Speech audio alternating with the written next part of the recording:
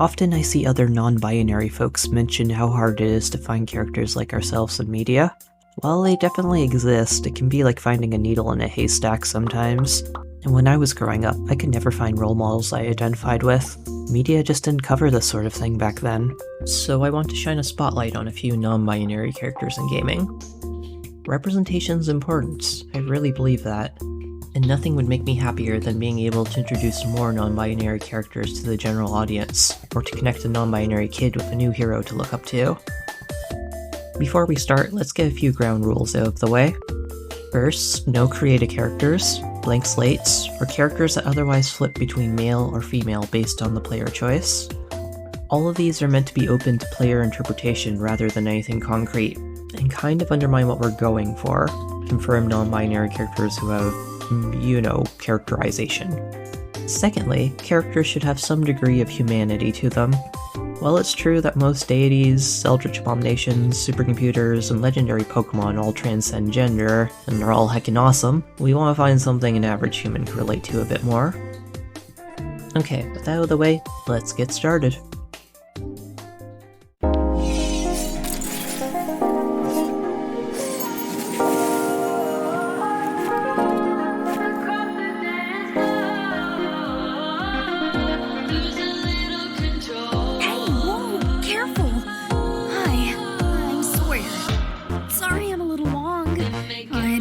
Awkward to wield.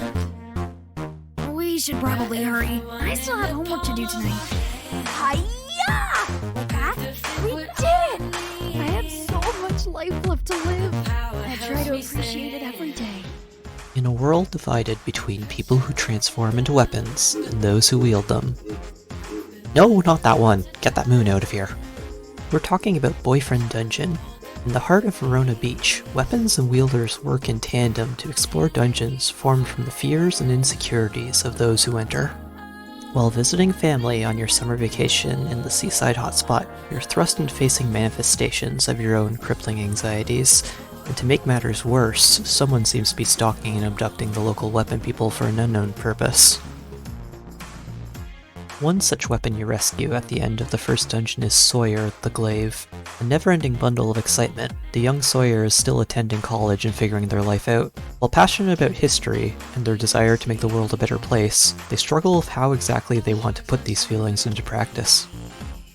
Grateful for being rescued, and still trying to figure out how to become a financially independent adult in this dungeon-crawling gig economy, Sawyer offers to accompany you into dungeons as a potential partner weapon for you to wield. In combat, you and Sawyer will excel at keeping enemies at a distance, with projectiles and wide-arcing attacks that debilitate foes, locking down their ability to move or retaliate. Upon meeting, Sawyer instantly develops an attraction to your customized protagonist. Of all the potential love interests, Sawyer is probably the most forward in confessing their genuine feelings for you, doing their best to impress you, and offering you multiple chances to pursue a relationship. Whether you take them up on that offer, or just looking for a platonic buddy, Sawyer will stick by your side through thick and thin, dropping everything to be there for you when you need it. Maybe, just don't eat their cooking.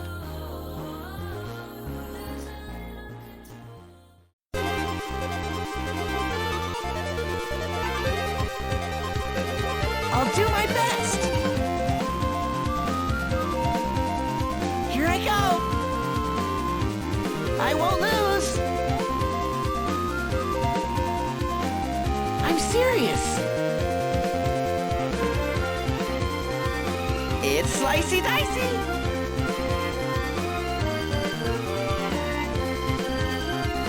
This is the end!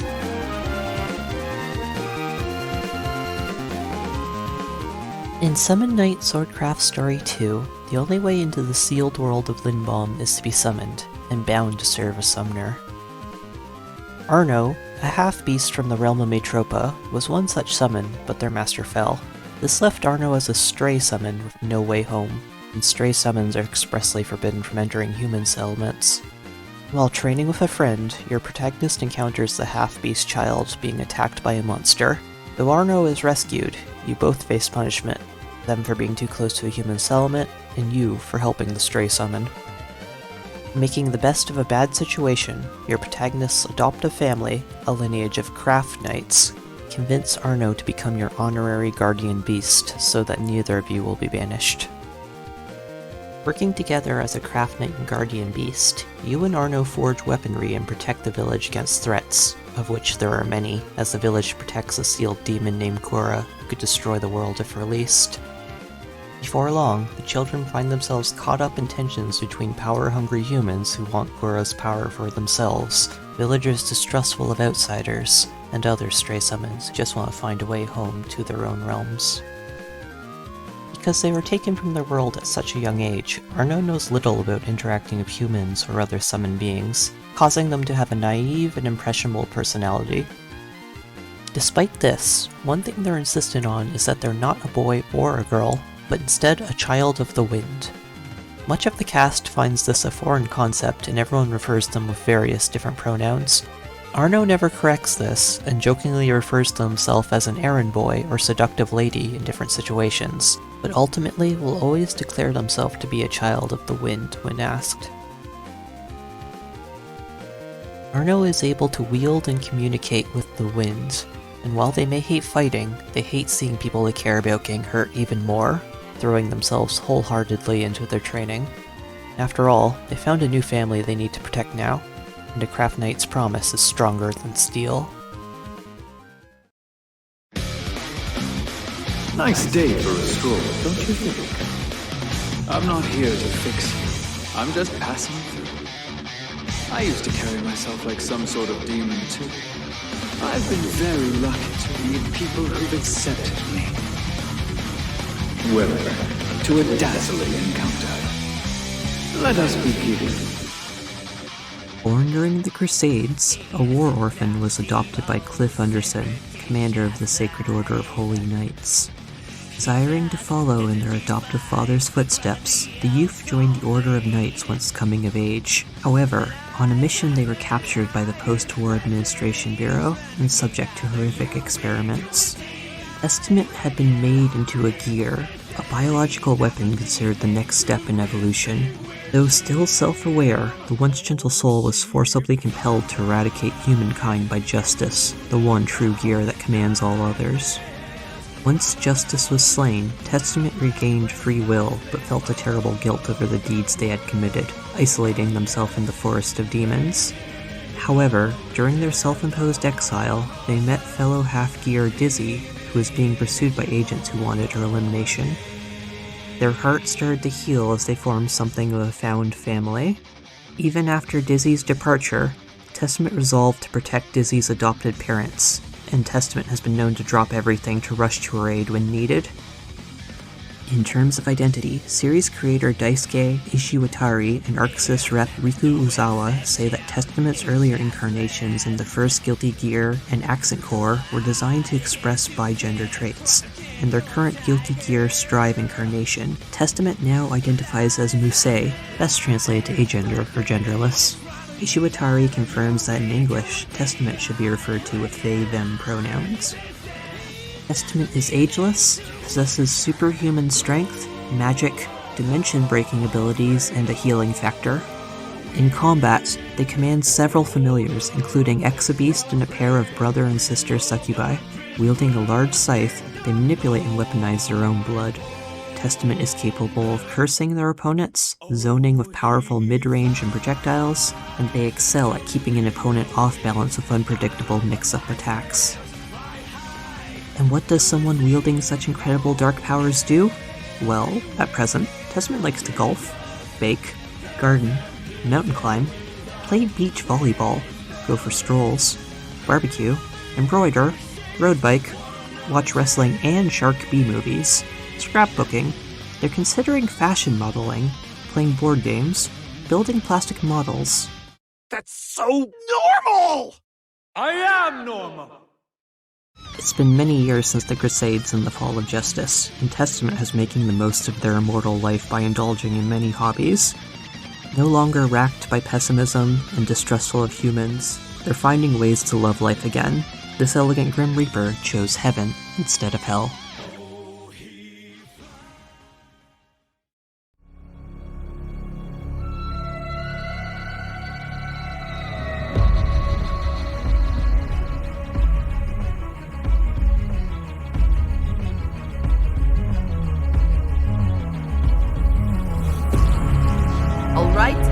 want it? One step closer.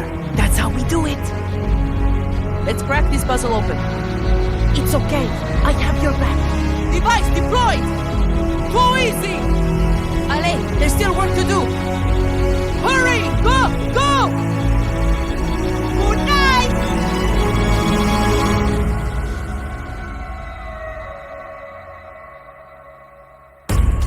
In the 7th year of its life, Rainbow Six Siege's Operation Vector Glow saw the introduction of Neon Nogoma Mutombo, codenamed Sens.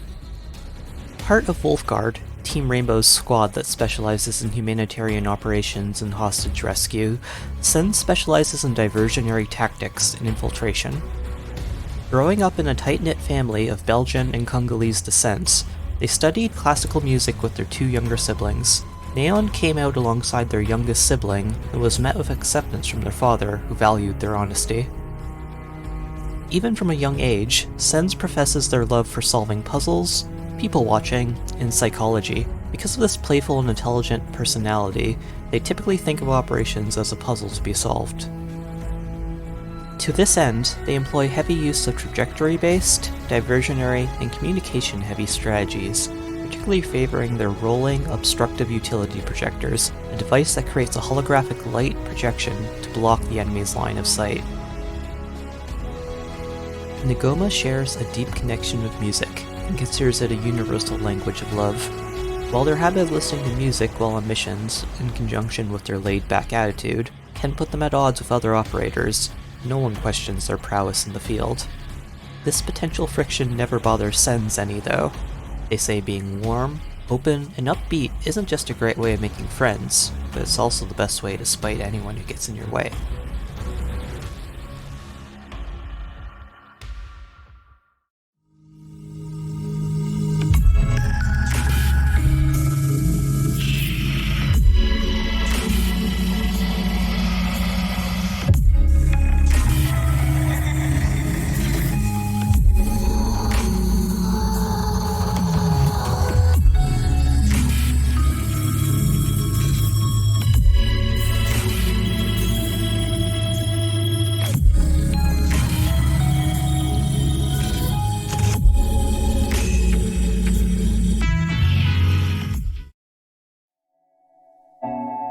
Don't doubt, don't be afraid, and no, knowledge will save all. Those are the words Officer Setsu of the Federal Galactic Army Special Forces tells you when you awaken from the cold sleep pod and encounter the gnosia for the first time. Aboard the spaceship DQO homes refugees from Liuan, a planet that was overrun by Gnos infectees. Those infected by Gnos become gnosia, undergoing a fundamental shift of morality and desire to erase humans. While the group escaped the planet, unfortunately, gnosia infectees made it aboard and were detected by the ship's systems after their first elimination. The actual moment-to-moment gameplay of Gnosia can be described as a sci-fi visual novel take on the classic social deduction game Werewolf. Through daily discussions, you try to suss out who the Gnosia is and vote one member to be put into cold sleep. During the night, if the Gnosia is still alive, time will halt and they'll have to choose a target to eliminate. But that's only the first layer of the game's narrative. It's far, far more complicated than that. Completing each round of Gnosia will cause a time loop to occur, bringing you back to the start of the loop, where, somehow, who is infected by Gnosia will be different each time.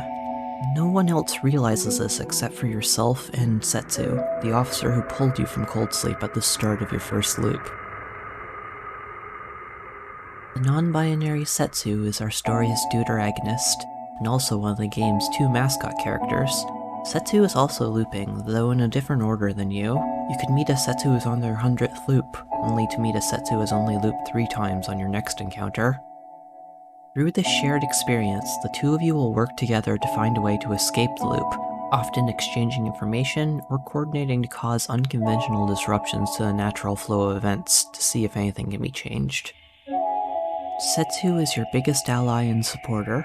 Even when the loop causes you to be on opposing sides due to one of you being infected, Setsu won't hold a grudge. As an officer of the military, Setsu's natural intuition, professionalism, and charisma lends them to often leading discussions. They keep level-headed and approach situations from a logical standpoint. However, these same strengths often paint a very visible target on their back. They'll often be the first member the gnosia will attempt to remove. Setsu has a very kind heart.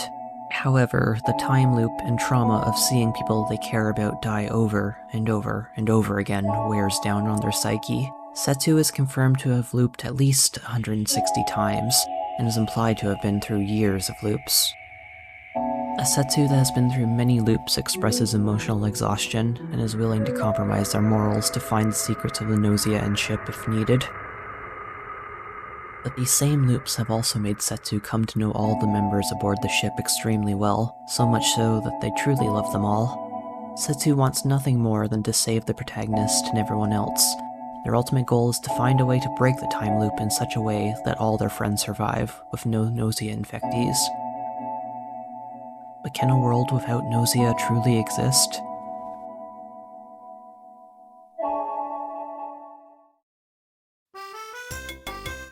Hey, you made it all the way through.